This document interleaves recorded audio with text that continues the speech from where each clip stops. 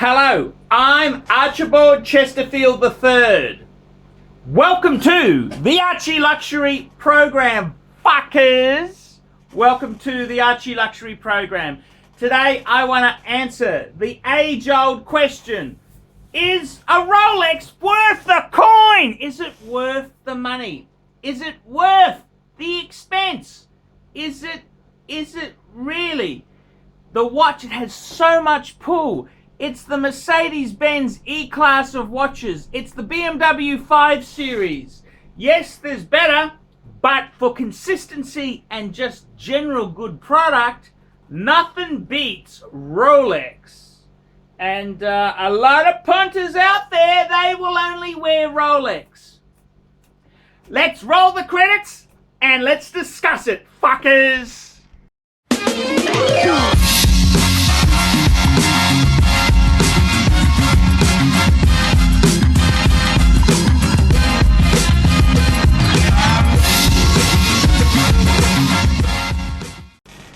Is Rolex worth the money? That is the question, fuckers. And I've got to tell you, the one thing about Rolex is that, you know, they are incredibly popular. And let's be completely honest here. I'll be honest with you, fuckers. If you are in the market for let's be honest, Rolex may not be the best watch, but it's probably the most wanted watch. It's the Mercedes-Benz of wristwatches. And it doesn't matter whether you are after a steel stunner, a Datejust, whether you're after a Datejust, or fuckers, whether you want the ultimate statement watch, you want a gold Submariner, it doesn't matter. Rolex is chosen as one of the leading wristwatches. Is it worth the money? Yes or no, fuckers? And I've got to be honest with you. You can do a lot worse than buying Rolex. You can do a lot worse than buying a fucking Rolex. And it's true. Rolex is not just a watch, it's an attitude. It's an attitude. However, let's look at it from a different perspective. You buy a Rolex, you're not going to completely lose your money. Okay, Rolex dealers are cunts. I agree. They're all fucking cunts. They won't give you much of a discount. There's bullshit waiting lists and etc. etc. Yeah. It's a commercial fucking world we live in. You cunts didn't want the communists to take over, so now you got these corporate fuckers to deal with. Corporate fuckers, that's right. Corporates. So that's the reality that we live in. So, is Rolex worth the coin? Well, you buy a steel Rolex, you're not going to be that badly off, especially if you're buying a Submariner, a Daytona, where you used to be able to sell it for more. I think that has gone post GFC, but you're not going to lose. You're not going to do your shirt on it.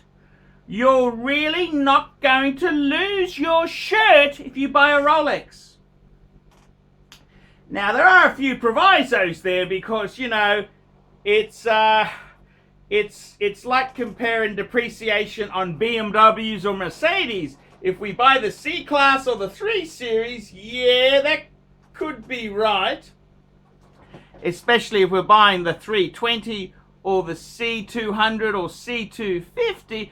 But if we were buying the 7 Series, we'd take a bit of a bath. Yes, the gold Rolexes, they're not as strong as the steel fuckers for retained value.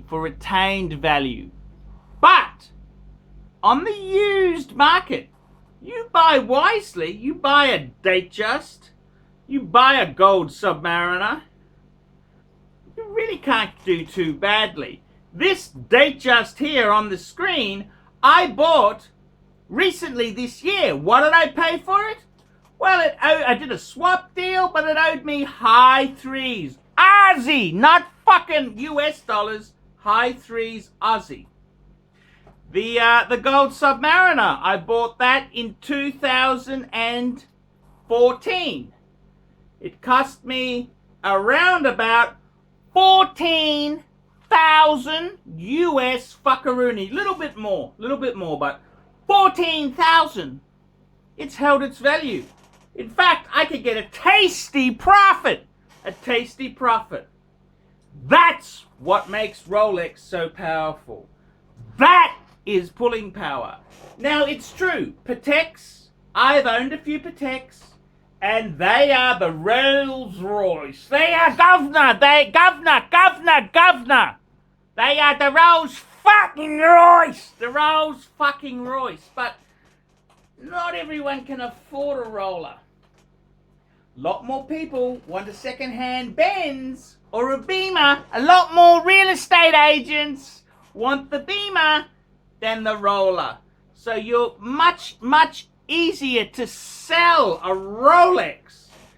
As far as Cellini go, everyone's got dogs. Stay away from Cellini. Stay away and no one will get hurt. Stay away from Cellini and no one will get hurt.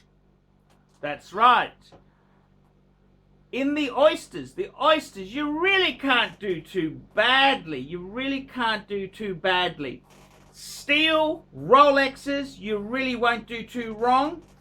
The sports, the Rolex, the Explorer 2, the GMT, the Submariner, the Sea Dweller, the Milgauss, Air King, those steel sports watches, you'll be pretty safe.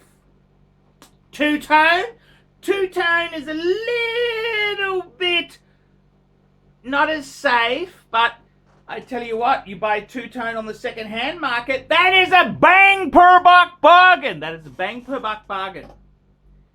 And goldies, well, get in touch with a good, reputable dealer, and you'll never have a big problem. So, Rolex, is it worth the money? Well, there is no other brand that holds value as consistency. Let's be honest. For a mass market brand, Rolex is king. And that's because every cunter wants a Rolex watch. They retain a lot of value. Be careful. Gold and two-tone, not so much. But buy them secondhand. You buy them secondhand, you'll have free use of these watches until you need to sell them. I love me Rolexes. I love my Rolexes. And partly is they are so easily sellable. They retain a lot of value. And fuckers, they're just so cool. They're waterproof. You can wear it every day. Maybe not on the gold. I mean, that is a bit delicate. But they're really cool watches. They're cool watches that are waterproof, robust, and because they have bread and butter movements, no high polishing or fancy metals, just usable pieces, they last so damn long. For me, the sweet spot is 90s, pre-ceramic, pre-fancy dancy stuff. That is the sweet spot. Sapphire, pre-ceramic, that is the sweet spot. So is Rolex worth the money? You bet your goddamn ass it is. If you are a novice rookie and you bought yourself a steel Datejust with a white gold bezel, fuck, yeah, that would last a lifetime. It's a great buy. Nothing wrong with it at all. And at the end of the day, that is why Rolex is such a strong brand. I'm Archibald Chesterfield III. Tell me what you nasty, vicious, mangy, foul-mouthed fuckers think of that. Nice one, Archie. Great to see you back in the seat. We specialize here in pre-owned Rolex watches. Rolex watch is a very special timepiece, and we always do the servicing exactly as factory specifications. We buy a pre-owned piece and we put it into brand new condition. We have Rolex certified technicians working on that. We completely disassemble the piece, we adjust and polish and change every single part of the watch. You have to have certified watchmakers that know what they're doing. If you have an expensive car, you're just not going to bring it to any mechanic that doesn't know what they're doing. You spend $5,000, it's like if you put money in the safe deposit box.